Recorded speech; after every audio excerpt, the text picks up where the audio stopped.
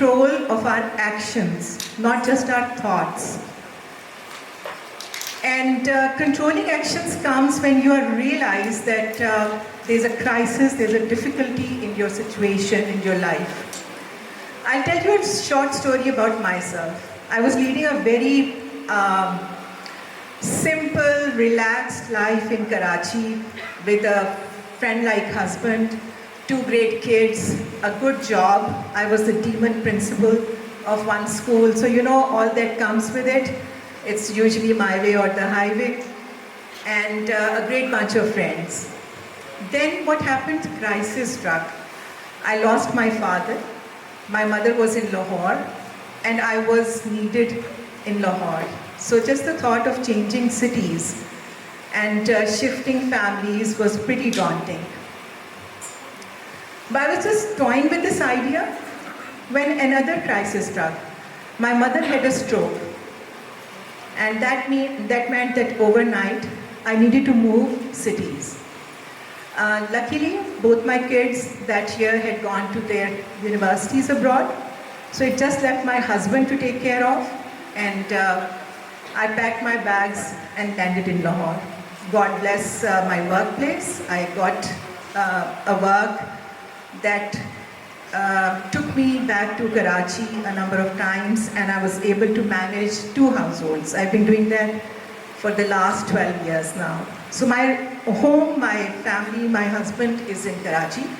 My mother, who's still a stroke patient, she's a little better, but in the last so many years, obviously age is catching up, so it's a challenge of its own. But what I realized in these all years was that everything happens for a reason and for your growth. It just is important to realize what learning you have from every experience in life.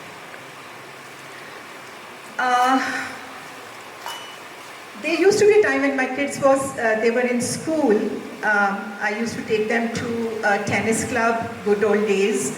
While they would play tennis, I would, on my gadget BlackBerry, catch up on all my emails. Those were the days. So I'm that ancient. So I would watch often a man sitting on a bench with a glowing smile, eyes closed. So I saw him, I observed him for a few days, and then one day I mustered up courage to just go and ask him,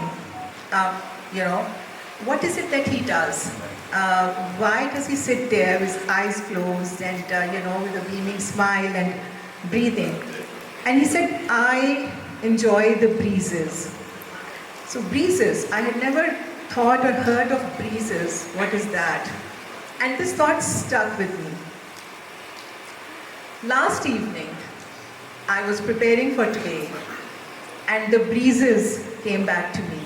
So I took a mug of freshly made, nice cappuccino from my barista to the veranda, sat there for a good 1 hour, enjoying the chilly breeze. And I don't know how many of you have been outdoors these days, but the blossom, the lemon citrus blossom, the fragrance that is there these days, yeah? I see some of you nodding. So it was beautiful. And it helped me again, it helped me to talk to myself and to be prepared for today. Because just the thought of talking to teenagers, youngsters in their late teens and early 20s needs a lot of courage again. So how do you build that courage?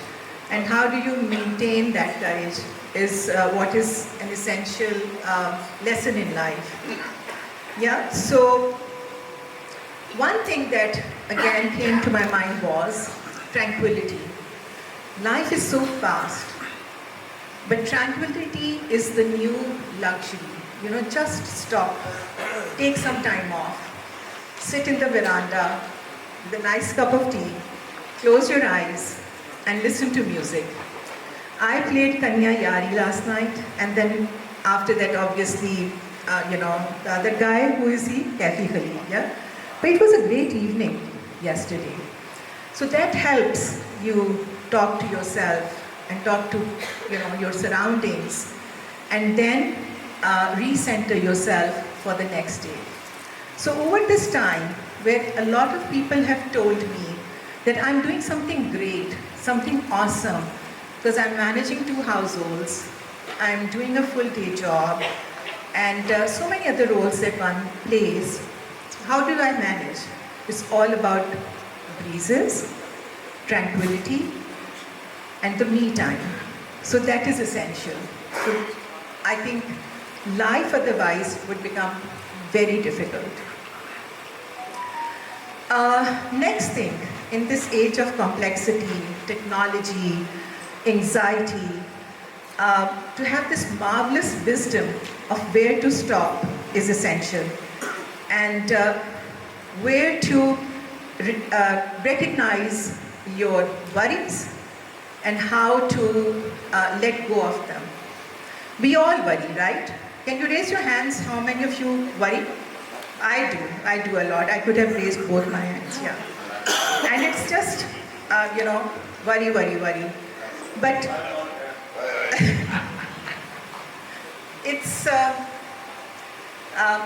it doesn't really help you, and you don't have any control on it.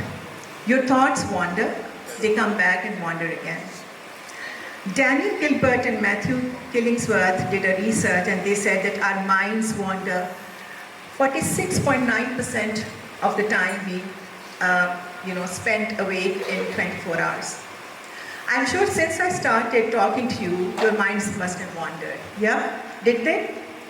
Yeah, they do. So how to bring them back? Minds are very independent things. You can't bring them back. And the cliched statement, be positive, is easy to say. But the actions are required to stay positive, not just the thoughts. So how can you stay positive is what's essential. If I were to ask you right now to close your eyes and have control over your breath for 5 minutes, I can dare that a number of you would be able to just focus for some time, and then the thoughts start wandering. But if I were to ask you to hold these water bottles in your hands and stand for 5 minutes, it would require focused attention. So it's an action. So all the thoughts come back. Yeah? So what I'm trying to say is that action is important, not just the thought. To have a grip over your well-being. Well-being is better built by positive action and not just by positive thinking. It affects our life. It doesn't make it simplified. There are always definitely a lot of things that we feel we can do, but the skill required is essential to switch off and switch on. A lot of talk today, this being the last one, so I'm referring to the rest of the sessions, was about social media also, technology also. I would say digital dementia, because the focus is on technology so much that the focus on your actions reduces.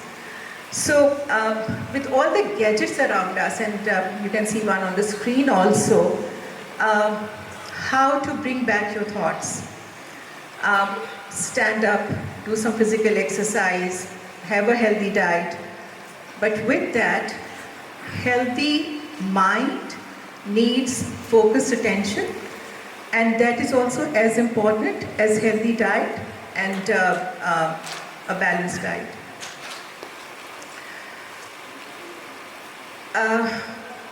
Another thing that is important is to recognize the naysayers in your life.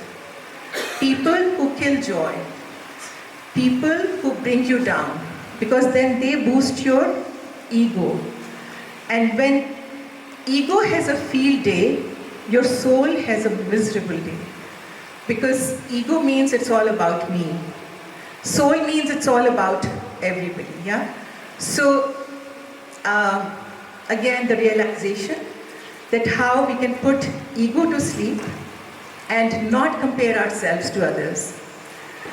Comparison is the thief of joy. Theodore Roosevelt had said that.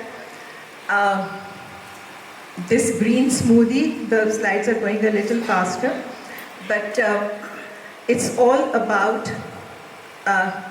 the organic thoughts, healthy living, and not about gadgets, comparisons, what are other people doing, what are other people thinking about me, what would other people say or do if I was to do this.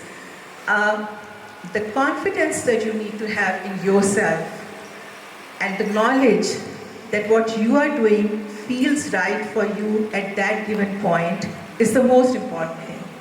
And nothing else matters. That's the smoothie for you.